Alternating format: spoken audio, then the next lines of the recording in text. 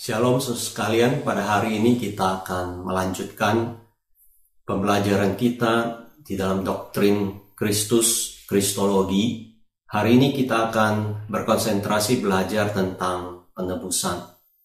Nah saudara, mengapakah perlu ada penebusan Kristus bagi manusia berdosa? Menurut saudara, apa motivasi Allah menebus kita melalui Tuhan Yesus? Apakah dia atau haruskah Yesus melakukannya buat kita? Buat kita yang sebenarnya yang patut dihukum karena dosa-dosa kita. Nah saudara, di dalam Alkitab ada dua dasar yang diberikan kepada kita. Kenapa Allah ingin menebus kita melalui karya Yesus Kristus? Yaitu yang pertama karena kasih-Nya kepada kita manusia, tetapi juga demi keadilan Allah. Jadi saudara, kasih dan keadilan adalah penyebab utama di dalam penebusan Kristus kepada kita manusia yang berdosa. Nah, di dalam penebusan ini kita akan belajar dua hal natur penebusan. Ada dua aspek yang kita perlu ketahui dan perlu kita mengerti, yaitu yang pertama tentang ketaatan Kristus. Yang kedua adalah aspek dari penderitaan Kristus. Saudara, kedua kategori ini adalah sebuah penekanan dan mempunyai pengaruh utama di dalam karya penebusan Kristus buat diri kita. Tetapi yang terutama bukan tentang diri kita, tetapi penebusan Kristus ini adalah berkenaan dengan Allah Bapa. Yesus mentaati Bapa untuk menggantikan kita dan secara sempurna memenuhi semua tuntutan hukum Taurat. Dan Yesus menderita menggantikan kita dengan menerima penghukuman yang daripada Allah Bapa yang seharusnya ditimpakan kepada kita. Nah saudara, di dalam kasus ini penebusan bisa dilihat secara objektif bahwa segala sesuatu itu langsung berpengaruh pada diri Allah pertama-tama. Dan baru secara sekunder aplikasinya dari kebenaran ini adalah terjadi pada diri kita. Oleh karena relasi Allah Bapa dengan Allah Anak yang kemudian menjamin akan keselamatan kita. Mari saudara kita melihat lebih jauh lagi tentang ketaatan Kristus demi kita. Jikalau Yesus hanya memberikan pengampunan dosa untuk kita, maka sesungguhnya tidak ada daripada seorang kita pun yang layak masuk surga. Memang saudara, pengampunan dosa itu menghilangkan rasa bersalah kita. Dan hal ini membawa kita kembali ke posisi Adam dan Hawa sebelum dia jatuh ke dalam dosa. Namun Alkitab memberitahukan kepada kita untuk kita tetap berada di dalam sebuah persekutuan dengan Allah Bapa, maka kita harus taat sepenuhnya kepadanya. Demikian juga dengan Adam dan Hawa. Allah Bapa akan berkenan dan bersukacita atas kesetiaan dan ketaatan Adam dan Hawa sehingga mereka dapat hidup selamanya dengan Allah. Untuk alasan inilah maka Kristus harus hidup di dalam ketaatan penuh kepada Allah Bapa supaya dia mendapatkan keadilan atau kebenaran untuk kita. Ketaatan yang sempurna yang diperhitungkan bagi kita sehingga kita mendapatkan perkenan Allah Bapa dan bersekutu dengan Dia untuk selama-lamanya. Hal ini saudara kita bisa baca dari Filipi pasal ketiga ayat ke-9 maupun dari 1 Korintus 1 ayat 30 dan Roma 5 ayat 19. Kadang-kadang ketaatan Kristus yang demikian disebut juga sebagai ketaatan aktif. Sedangkan penderitaan dan kematian Yesus disebut dengan ketaatan pasif. Saudara, mari kita sejenak bertanya. Ketika kita mempelajari tentang ketaatan Yesus yang sepenuhnya kepada Allah. Nah, di dalam ketaatan kita kepada Allah, kita lebih mengandalkan diri sendiri di hadapan Tuhan, atau kita mengandalkan Kristus? Apakah kita layak diperkenan oleh Tuhan? Dan apakah kita mau bergantung kepada ketaatan Kristus untuk tujuan kekekalan hidup kita? Nah, yang kedua, saudara, kita melihat kepada penderitaan Kristus untuk diri kita. Jadi selain ketaatan yang penuh di dalam sepanjang hidup Yesus, Kristus juga perlu menderita untuk membayar segala hutang dan hukuman dosa-dosa kita. Kita akan melihat beberapa hal tentang penderitaan Yesus. Yang pertama, tentang penderitaan yang dialami oleh Tuhan di sepanjang hidupnya. Nah, saudara, di dalam arti yang luas, Kristus itu menanggung dosa-dosa kita dengan menderita secara jasmani, secara kejiwaan, di dalam sepanjang hidupnya. Tetapi penderitaan Kristus mencapai puncaknya pada saat Yesus menderita dan mati di atas kayu salib. Di dalam seluruh hidupnya, dia mengalami penderitaan di tengah-tengah dunia yang telah jatuh di dalam dosa. Jadi saudara, kita bisa melihat bahwa di dalam sepanjang hidup Kristus, dia telah mengalami pergumulan-pergumulan dan penderitaan-penderitaan. Misalnya kita bisa lihat di dalam Matius pasal keempat, di dalam pencobaan yang dialami oleh Yesus, Matius 4, 1 ayat 1-11, dan juga di dalam Ibrani 5 ayat ke-8. Lalu kita melihat di dalam penderitaan, Yesus mengalami rasa sakit pada saat dia disalib. Nah, di sini pertama-tama kita melihat rasa sakit itu adalah bersifat jasmania dan di dalam kematiannya. Saudara, di dalam sejarah kehidupan zaman Romawi, kematian di atas salib adalah sebuah kematian yang boleh dikatakan paling menyakitkan dan paling merendahkan martabat manusia. Kematian di atas salib itu terjadi secara perlahan-lahan dan bisa berlangsung hingga berhari-hari. Nah, saudara, kenapa salib atau penyalipan itu adalah sesuatu yang paling sulit atau paling menderita di dalam segala hukuman yang pernah dikenal oleh manusia? Yaitu pada waktu seseorang disalib, ketika tangan seseorang dipakukan di atas kayu, maka seluruh berat badannya akan tertumpu di dalam posisi yang seperti itu. Lalu kemudian mereka akan sangat sulit untuk bernafas. Lalu kemudian untuk bisa bernafas, maka orang yang disalib harus menggerakkan kakinya, menaikkan badannya supaya dia dapat menahan berat tubuhnya, agar dia bisa lebih baik bernafas. Dan itu tentu sangat melelahkan dan sangat-sangat menyakitkan. Dan itu harus dialami seseorang yang disalib sampai bisa berhari-hari sampai dia mati. Nah, saudara, kita lihat rasa sakit pada salib itu terjadi pada penderitaan jasmani dan kematian Tuhan Yesus. Tapi tidak hanya itu saja. Rasa sakit yang dialami oleh Yesus pada saat dia menanggung dosa, dan itu bisa jadi lebih sakit daripada kita atau orang merasakan sakit jasmani. Karena secara psikologis, Yesus menanggung rasa bersalah untuk dosa-dosa kita.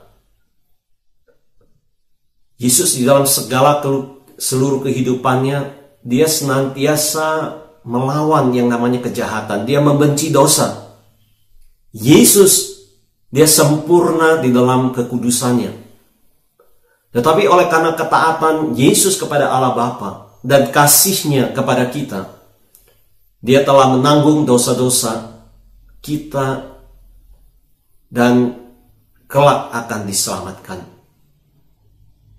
Saudara sekalian, semua yang dibencinya, yaitu dosa dan kejahatan secara mendalam, sekarang ditanggungkan secara faktual ke dalam hidupnya yang menuju kepada kematian. Dan saudara, firman Tuhan yang memberitahukan kepada kita bagaimana Yesus menggantikan kita. Misalnya di Galatia 3 ayat 13 bahwa Yesus menjadi kutuk, menggantikan kita yang harus dikutuk. Demikian juga kita bisa melihat dalam 2 Korintus 5 ayat 21 dan Yohanes 1 ayat 29. Yang ketiga, saudara, rasa sakit yang dialami oleh Yesus adalah bahwa dia ditinggalkan. Fakta bahwa Yesus harus menderita secara jasmani dan menanggung kejahatan atas dosa-dosa kita itu diperparah dengan bahwa Yesus harus menghadapi semuanya itu seorang diri. Kalau kita mengingat kembali bacaan di Injil, bagaimana ketika Yesus di Taman Getsemani, dia membawa 3 orang murid yang paling dekat dengan dia. Tetapi murid-murid ini membiarkan Yesus bergumul sendiri di dalam doanya, di dalam kesedihannya. Sedangkan mereka bertiga ketiduran di Taman Getsemani. Hal ini bisa kita baca di Markus 14 ayat 34. Dan pada waktu Yesus ditangkap, para murid meninggalkan dia seorang diri. Matius 26 ayat 56. Tetapi saudara, yang terlebih buruk lagi adalah bahwa Yesus bukan hanya ditinggalkan oleh teman-teman dekatnya, yaitu para murid, tetapi di akhir hidupnya di atas kayu salib, dia ditinggalkan oleh Bapaknya karena dosa saudara dan saya, karena dosa kita. Persekutuan yang manis dengan Bapaknya terputus karena dia menanggung dosa-dosa kita. Itu sebabnya di atas kayu salib dia berseru, Eli, Eli, lama sabachthani. Allahku, Allahku, mengapa engkau meninggalkan aku? Matius 27 ayat 46. Nah, saudara, yang berkenan dengan Allah meninggalkan dia, ini adalah sesuatu yang lebih sulit bagi Yesus. Karena ketika Allah meninggalkan Yesus, Yesus sedang menderita, menanggung murka Allah. Nah, saudara, Yesus menjadi sasaran kebencian yang intens terhadap dosa dan pembalasan terhadap dosa yang telah disimpan dengan sabar oleh Allah sejak awal dunia ini. Namun di dalam Roma 3 ayat 25 memberitahukan kita bahwa Allah mengedepankan Kristus sebagai pendamaian. Kata pendamaian dalam bahasa aslinya berarti pengorbanan yang menanggung murka Allah sampai akhir, dan dengan demikian mengubah murka Allah terhadap kita menjadi kebaikan, menjadi perkenaan Allah. Dan Paulus mengatakan hal ini kepada kita bahwa ini adalah untuk menunjukkan kebenaran Allah. Karena di dalam kesabaran ilahinya, ia telah melewati dosa-dosa sebelumnya. Itu untuk membuktikan pada saat ini bahwa ia sendiri adalah benar dan bahwa ia membenarkan orang yang beriman kepada Yesus. Roma 3 ayat 25 dan 26. Saudara, Tuhan tidak hanya mengampuni dosa dan melupakan hukuman dari generasi sebelumnya. Dia telah mengampuni dosa dan menyimpan kemarahannya yang benar-benar terhadap dosa-dosa itu sepanjang masa. Tetapi di kayu salib, murka dari semua murka yang tersimpan melawan dosa telah dilepaskan terhadap anak Allah sendiri. Ayat-ayat yang menggambarkan korban pendamaian seperti ini, bahwa Yesus menanggung murka Allah atas dosa kita, sehingga oleh Dia kita berkenan kepada Allah. Ini bisa kita baca di beberapa ayat, misalnya di Ibrani 12 ayat 7, 1 Yohanes 2 ayat 2, dan 1 Yohanes 4 ayatnya yang ke-10. Nah, saudara sekalian, penting untuk kita perhatikan dan bahwa ini adalah doktrin, inti dari doktrin penebusan, bahwa ada sebuah persyaratan yang kekal dan tidak dapat diubah dalam kekudusan dan keadilan Allah, yaitu bahwa dosa harus dibayar. Sebelum penebusan dosa itu dapat memiliki efek pada kesadaran subjektif kita, maka pertama-tama itu berefek kepada Allah, lalu baru kepada relasinya kepada orang-orang yang berdosa yang direncanakan akan ditebus olehnya. Nah, saudara, untuk memahami akan kematian Kristus, maka kita perlu lihat di sini ada beberapa hal. Yang pertama, bahwa hukuman atas dosa itu dijatuhkan oleh Allah Bapa sendiri. Nah, kalau kita bertanya, siapa yang menuntut Kristus untuk membayar hukuman dosa bagi kita? Maka Alkitab memberikan kita jawaban, hukuman itu dijatuhkan oleh Allah Bapa di dalam rencana keselamatan oleh Allah Tritunggal.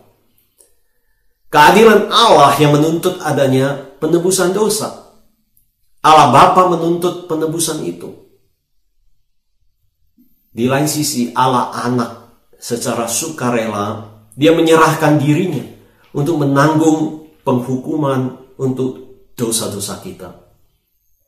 2 Korintus 5 ayat 21 dan Yesaya 53 ayat 6 dan 10. Di sini kita menyaksikan betapa luar biasanya kasih Allah Bapa dan Allah Anak di dalam penebusan ini.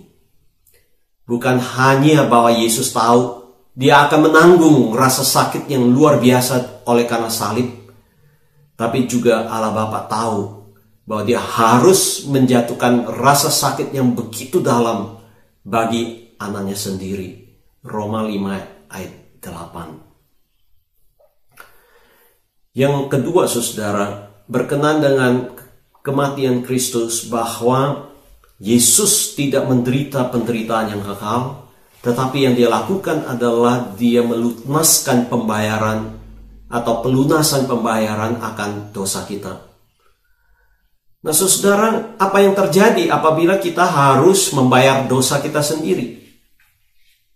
Akibatnya, kalau kita membayar dosa kita sendiri, saudara dan saya akan menderita selama-lamanya di dalam keterpisahan dengan Allah. Tetapi Yesus tidak perlu menderita selamanya.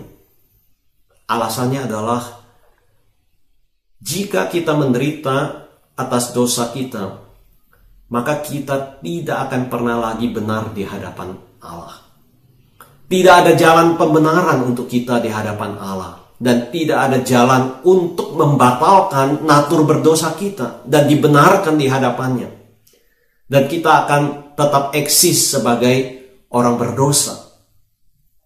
Tetapi Yesus ketika menanggung seluruh dosa kita, hingga pada akhirnya oleh karena natur kemanusiaan dan keilahiannya yang menyatu dalam diri Yesus seperti yang kita sudah pikirkan di sesi sebelumnya, maka penderitaannya di atas salib itu mampu menanggung kepenuhan murka Allah, sehingga tidak ada hukuman dosa yang tersisa untuk dibayar lagi.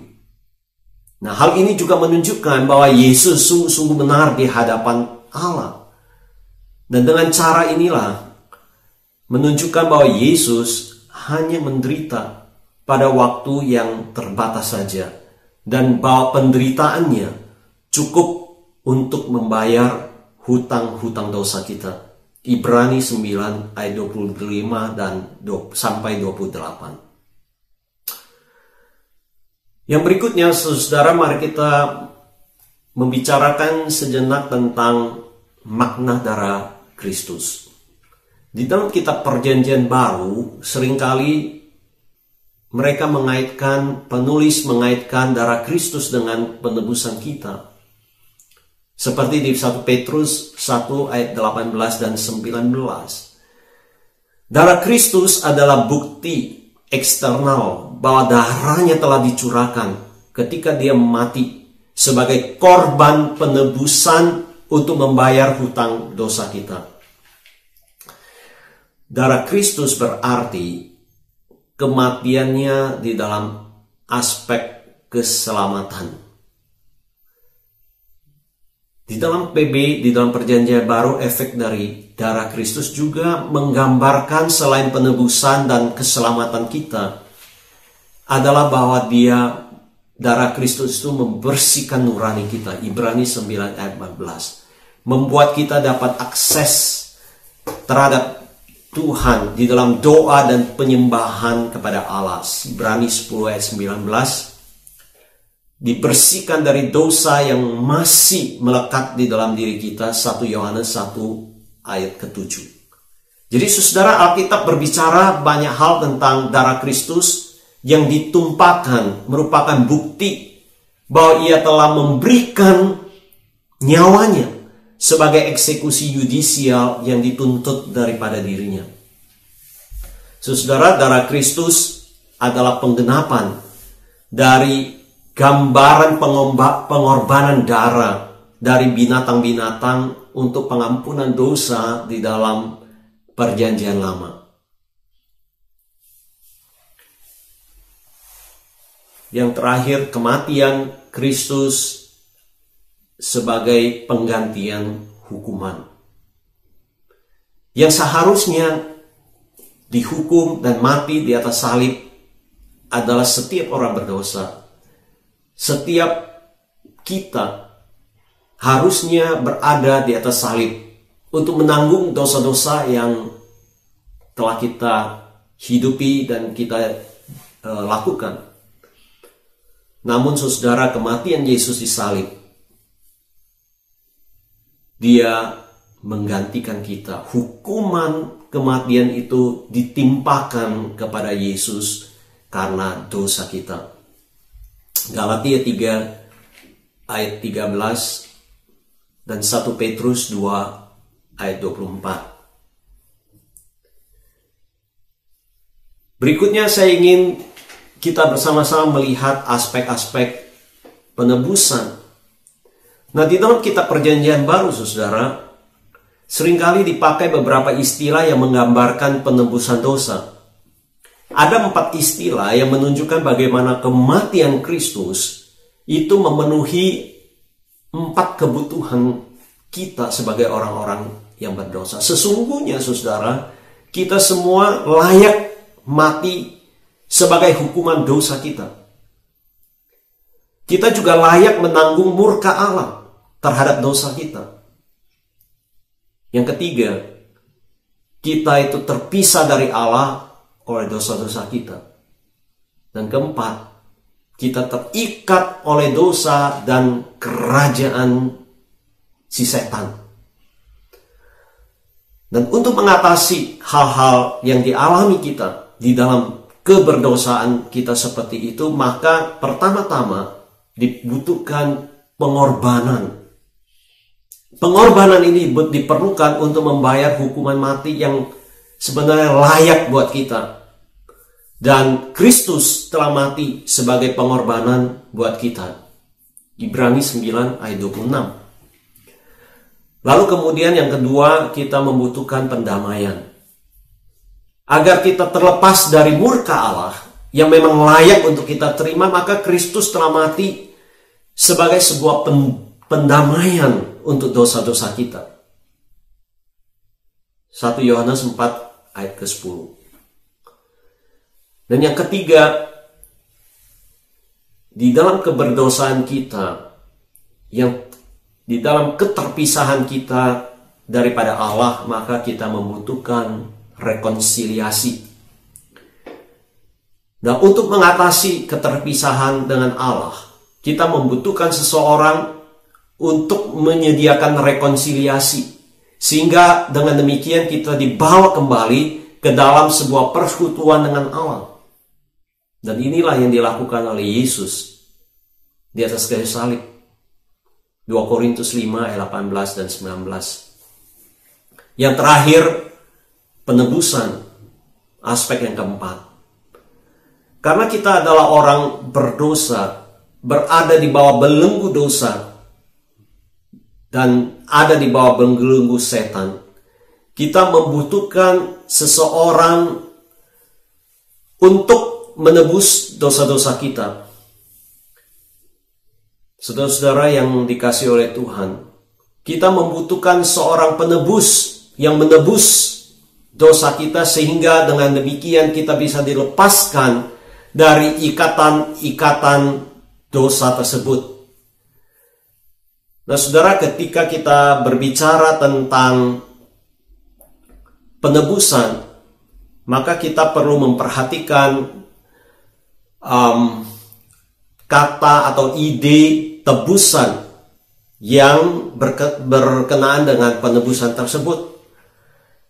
Nah, saudara yang dikasihi oleh Tuhan Yesus Kristus, tebusan adalah sebuah harga yang harus dibayar untuk menebus seseorang dari belenggu atau penawanan.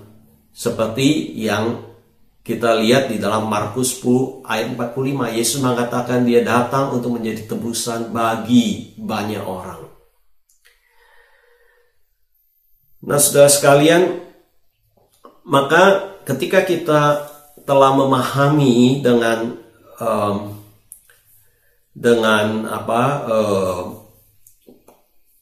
penderitaan dan kematian Yesus, maka secara praktikal di dalam kehidupan kita sebagai orang-orang yang percaya di zaman ini, tentunya ada sebuah pertanyaan yang perlu kita pikirkan. Bagaimana penderitaan dan kematian Yesus berkaitan dengan perjamuan kudus yang kita lakukan secara teratur. Saudara, kita melihat di dalam Alkitab, perjamuan kudus adalah sebuah sakramen yang diperintahkan oleh Yesus supaya murid-muridnya di zaman itu, dan juga pada kita pada hari ini, supaya kita mengingat karyanya di atas kayu salib. Orang-orang yang telah ditebus dari dosa oleh karya Kristus ini harus senantiasa memperingati penderitaan dan kematiannya melalui perjamuan kudus. Nah, saudara, makna roti yang dipecah-pecahkan itu melambangkan bahwa tubuh Yesus disiksa sampai mati. Dan anggur merupakan simbol darah Yesus yang tercurah dari salib untuk menyucikan manusia dari dosanya. Nah, saudara, melihat makna simbolik ini, maka perjamuan kudus mempunyai makna, 3 makna secara garis waktu. Yang pertama-tama, makna perjamuan kudus itu adalah sebuah peringatan terhadap masa lalu. Yaitu dengan menerima roti dan anggur, kita memperingati atas penyaliban dan kematian Yesus yang darahnya telah tercurah untuk mengampuni atau pengampunan dosa kita. 1 Korintus 11 ayat 25. Yang kedua, saudara, makna perjamuan kudus itu bahwa ada persekutuan di masa kini. Bahwa dengan menerima roti dan anggur, kita menerima tubuh dan darah Yesus dan menyaksikan bahwa kita mempunyai bagian hidup di dalam Yesus, serta kita mempunyai persekutuan dengan orang-orang yang percaya lainnya. 1 Korintus 10 ayat 17. Dan melalui perjamuan kudus itu kita memberitakan kematian Yesus sampai dia datang kembali sebagai sebuah proklamasi Injil yang visual. 1 Korintus 11 ayat 26. Dan yang terakhir saudara, makna perjamuan kudus adalah sebuah pengharapan bahwa di kemudian hari kita mengharapkan kedatangan Kristus yang kedua kali untuk mengambil bagian perjamuan besar bersama dengan Allah Tritunggal dan juga orang-orang percaya dari segala tempat dan segala abad. Inilah menjadi makna yang ketiga dari perjamuan kudus. 1 Korintus 11 ayat 26. Di akhir pertemuan kita, saya ingin kita merefleksikan beberapa pertanyaan. Apakah pemahaman yang baru yang saudara dapatkan melalui pelajaran sesi ini? Sesudah memahami natur akan penebusan Kristus atas dosa dan kematiannya di salib, apakah saudara yakin bahwa seluruh dosa saudara telah dihapuskan dan sudah tidak ada halangan lagi bagi saudara bersekutu kembali dengan Allah Bapa dan anaknya Yesus Kristus? Bagaimana sikap saudara seharusnya terhadap dosa yang mungkin masih membayangi di dalam kehidupan saudara? Nah, di dalam memahami makna perjamuan kudus, bagaimana seharusnya sikap kita terhadap saudara-saudara kita yang seiman, yang juga telah mengalami karya penebusan Yesus? Apa yang harus menjadi kerinduan kita sebagai orang-orang yang percaya yang telah ditebus oleh Kristus? Amin.